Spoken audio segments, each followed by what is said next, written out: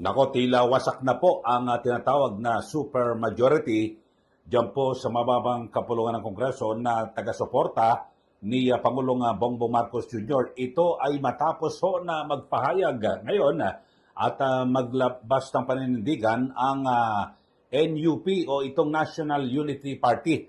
Alam niyo ho, itong NUP ay pangalawa ho ito sa pinakamalaking partido o partidong politikal sa mababang kapulungan ng Kongreso na kung saan ay naglabas na po sila ng suporta at hindi ho sila susuporta o pipirma dito po sa impeachment laban po kay VP Sara Duterte. At iginit po ng NUP na ang impeachment ay hindi po dapat na gawing sandatang pampolitika, kundi isang seryosong mekanismo ng konstitusyon upang papanagutin ang mga opisyal ng gobyerno kung may sapat at matibay na ebidensya. Kasi ayon po sa NUP at base po sa kanilang statement na pirmado ho, ng Secretary General na si Ginoong Reginald Velasco, wala raw ho sila nakikita na bagong ebidensya. Kumbaga sa mga kababayan, inulit lang ho ito, rehash ay yung impeachment complaint na inihain laban kay VP Sara Duterte noong 19 Congress ay ganun din ho. Yun din ho ang nilalaman, di po ba? Kasi ang sabi ho ng mga naghahain po, di ba, yung mga complainant ay hindi raw po kasi natuloy Kung kaya't ngayon ay muling inihain nila. So, 4 po na impeachment complaints ang inihain po dyan po sa mababang kapulungan ng Kongreso at na kung saan yung pinakahuli. Ito ho ay inendorso ni Congressman Paulo Ortega ng La Union, isa po sa mga leader ng Lakas CMD at gayon din po itong si Congressman Benny Abante ng lungsod na Maynila na base po sa nakaraang eleksyon noong 2025 ay hindi po ito nanalo sa kanyang distrito pero siya po ay nanalo sa COMELEC. Opo. At na-DQ raw po yung kanyang kalaban. So, ibig sabihin ay talagang hindi po sumusuporta mismo yung kanyang mga kababayan dyan po sa Maynila. Pero dito ho, sabi ho ng NUP, na sa ngayon, wala, hindi ho sila papanig sa anumang pagsusulong na impeachment at pipirma. Kasi wala raw sila nakikita ng mga mga bagong ebidensya para madiin po ito hong si VP Sara Duterte at tuluyang ma-impeach diyan po sa mababang kapulungan ng Kongreso. Maliban na lang ho, kung talagang meron ho na may mga bagong ebidensya na mailalatag po dito ho mula po sa mga complainant, yun, baka mag-isip po sila. Pero dito ho ay alam niyo, dito matatawag itong umiepekto na ho yung bandwagon effect. Alam niyo naman sa politika, mga kababayan, talagang, di ba, kapag yung mga politiko dito po sa atin, mukhang nakakaamoy na po sa 2028 national elections kung sino ang susunod na Pangulo ng Republika ng Pilipinas. Kasi sa ngayon ho, mga kababayan, ay base po sa mga survey, ay talagang nangunguna pa rin ho. Ito hong si VP Sara Duterte at siya po ang talagang pinakapaborito at kung ngayon na ang eleksyon, panalo siya. Pero pag tiningnan mo yung mga sumusunod sa kanya na mga posibleng tatakbo na Pangulo sa 2028, ay napakalayo ho ang agwat. Milya-milya ho mga kababayan, kaya talagang kumbaga sa maihihirapan pong humabol Parang sa basketball, tambak na, todong tambak na, kahit na ilang 3 points gawin ng kalaban, wala ho, hindi makakahabol. So ngayon, alam niyo naman ho, yung mga politiko sa atin, mga kababayan, ay nag-iisip ho ito para masiguro yung kanilang kapalaran, magiging maganda ang kanilang kapalaran sa politika matapos po itong Marcos Jr. administration sa 2028. So marahil ay isa po ito sa ikinonsidera, bagamat sa totoo lang ho, tinignan ko, hindi naman ako abogado, pero sinipat ko yung mga aligasyon, at dito sa mga impeachment complaint at di ba may mga pahayag yung mga endorser ng mga kongresista. Inulit lang ho replay lang ho mga kababayan yung mga aligasyon noong 19 Congress, di ba yung nakarang impeachment kung saan ay idiniklara ng Korte Suprema na unconstitutional. At di ba, pinagigilan nila yung sa confidential funds, kung ano, Mary Grace Payatos, maliwanag, nabanggit na ho yun at nagbigay na ho ng certification dyan yung Commission on Audit o COA, na kung saan ay maayos po yung paggasta ng pera o ang nasabing pondo, kaya lang ay doon, di ba, talagang idiniin po sa Quadcom, Tricom na yan, yung pala kaya pala gigil na gigil noon at aktibo ho yung mga ilang mga kongresista, kung totoo pala, no, itong sinasabi ng mga aligasyon ng pamimigay ng mali-maletang pera, di umano, dyan po sa mababang kapulungan ng Kongreso, yung mga umaten sa, sa Quadcom at Tricom, ito na.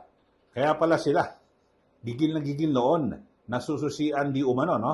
Dito po sa pera. Pero ngayon ho, wala na ho. Iba na po at nagbago na po ang ihip ng hangin. At ito, ang masasabi ko ho mga kababayan, yung bandwagon effect in politics. Alam nyo ho, at ito po ay isang phenomenon na kung saan yung mga nakararaming tao ay susuporta sa isang kandidato at siyempre ang pinakalayunin ho rito mukhang marami na sumusuporta kay BP Sara at mukhang malamang siya na ang magiging pangulo ng bansa at siyempre ilan ho sa mga basihan ho dyan yung survey, di po ba? Talagang tapos yung mabigat ho na social media support tapos endorsement mula po sa iba't ibang mga malalaking pangalan at siyempre, alam niyo naman kung sino yung mga sumusuporta ho, pati religious group o kung ano man, alam niyo naman ho kung sino sumusuporta dito po kay VP Sara Duterte at marahil isa po ito sa ikino-considera ngayon ng national unity.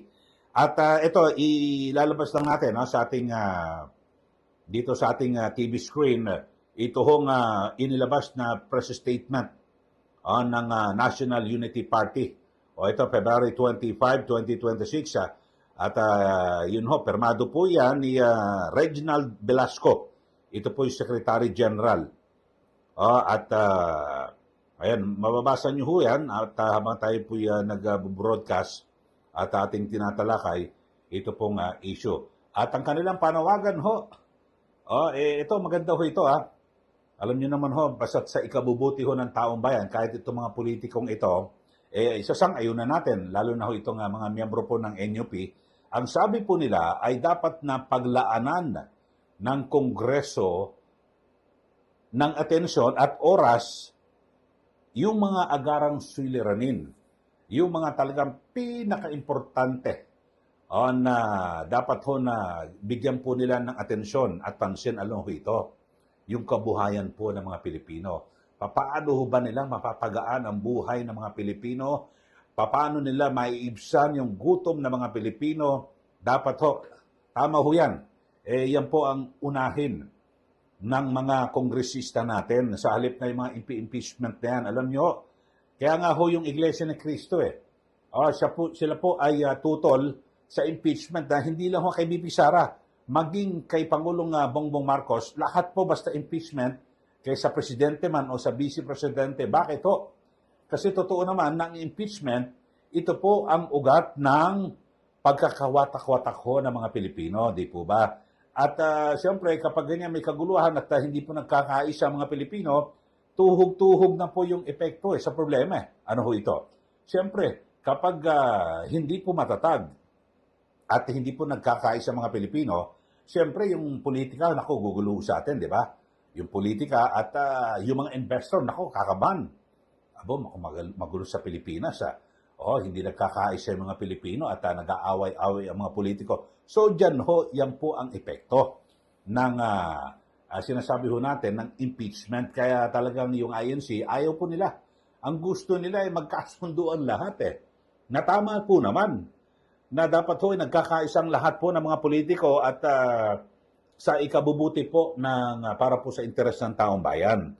So yan po at sabi po ng NUP ay tiwala, ipinahayag din nila yung tiwala na ang pagdinig ng House Committee on Justice ay isasagawa ng responsable maingat at alinsunod sa konstitusyon, hindi alinsunod sa dikta ng sino mang partido.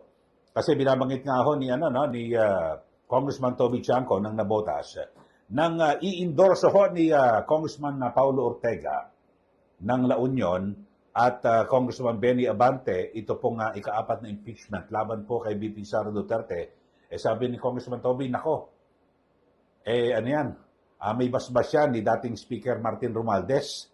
Mukhang baka siya pa nag-utos At para makahuling hirit at mapatalsik sa pwesto, ito pong si VP Sara Duterte.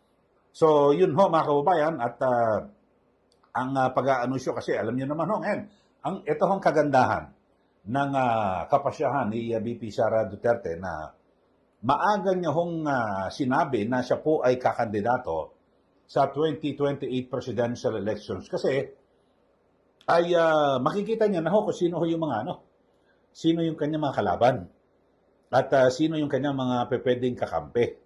O, di ba? O, ngayon, so siguro nakaramdam po yung kabuuan ng NUP. Alam nyo nasa mahigit sa 40 ang miyembro po ng NUP diyan po sa Congress, sa House of Representatives. Yung 40 na yan, mga kababayan, pwedeng magdoble at magtriple. Siyempre may mga kaibigan yan. Di ba? Tapos bukod dyan, yung mga Mindanao Block. Yung galing, yung bloke rin sa Visayas, kung ano-ano mang bloke. Talagang ganyan ho. Kaya yun nga sinasabi ko, yung bandwagon effect. Na kung saan ay baka sa huli, ang maiwan na lang ho rito, mismong si Romualdez na lang. At yung kanyang pamangkin na si Congressman Sandro Marcos. So, yun ho.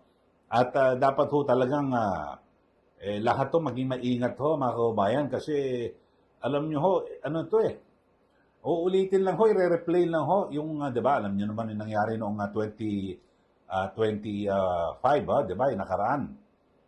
Di ba, nagsulong silang na impeachment laban po kay VP Sara Duterte. Humagupit sa kanila, ang dami pong natalo.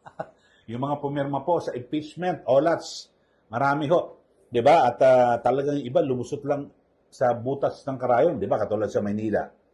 Sila Joel Chua, talagang napakanipis. Ito nga si Abante, talo nga ho ito Kaya lang parang nabutasan lang po yung kalaban. Talo siya sa boto, pero nanalo siya sa COMELEC dahil DQ ho. Disqualified daw yung kanyang kalaban. So, yun ho mga kababayan. At talagang, alam nyo ho, dito po ngayon ay marami na ho ang, alam nyo, mga sabihin natin magugulang po yung mga politiko sa atin. Kaya alam ho nila na advance po mag-isip yan. Pero sa totoong usapan ho mga kababayan, na kung saan talagang ito hong impeachment, ako sa akin pananaw opinion, at bilang isang komentarista, talagang ito po yung makasasama sa taong bayan, sa ating bansa. Imbes na lahat po nakafocus, alam niyo, pinakamaganda, yung mga kongresista, pagtuunan nyo ng pansin yung pagpapatibay dito po sa panukalang anti-dynasty bill, na sana po ay maging batas na ho yan, at matigil na po yung dynastiya sa iba't ibang mga probinsya kung saan ay iisa lang ho, ilang pamilya lang ang umahawak sa mga mahalagang posisyon sa gobyerno. Di po ba? Yan po. Pagbutihin nyo ho yan, yung mga anti-dynasty bill na yan para maging law, para maging batas. Sigurado matutuwa ho sa inyo ang taong bayan. At tanggalin niya, wala na ho yan. Itapon nyo na yung mga issue ng politika na yan. Impeachment na ho yan, mga kababayan. Iba talagang naghahanap lang ng kung ano-anong issue para ibato ho Kasi meron lang silang personal na galit sa mga Duterte. Dapat to, kung ikaw ay opisyal, mangibabaw sa iyo yung iyong katapatan sa taong bayan, yung iyong malasakit. Dapat to ganon. Di po ba? Kayo ho mga kababayan, sa ating mga viewers, sa ating mga taga-subaybay dito po sa ating channel, ano ho masasabi niyo rito? Ito hong NUP. Pangalawa ho ito sa pinakamalaking partidong politikal dito po sa ating bansa, particular dyan po sa House of Representatives, yung National Unity Party. So nagpahayag na po sila na hindi po sila pabor sa impeachment laban po kay VP Sara Duterte. mukhang yung bandwagon effect ho nito, baka may magsunuran ho dyan. Mga iba, independent, o iba naman, may mga mula po sa mga maliliit na partido, at mismong yung lakas, si MD, na ruling party ho ngayon, ay baka magkalasan ho, yun ho. At ako, ang masasabi ko ho rito sa naging statement ng NUP, ang aking pananaw ho ito, tila wasak na po, basag na yung tinatawag na super majority ng mababang kapulungan ng Kongreso. Sige, magbigay na po kayo ng comment dito po sa ating palatuntunan at para maibigay nyo rin ho yung inyong mga sentimiento dito po sa isyong ito na ating pinag-uusapan. Okay, sa mga bago lang po sa ating channel, subscribe na po kayo at huwag niyo pong kalimutan na i-like at i-share. Magandang araw. Muli, ako po si Ka Eli. At muli, abangan yung ating susunod na episode at huwag niyo rin kalimutan na i-follow yung ating Facebook page, Eli Saludar. Muli, magandang araw po sa ating lahat.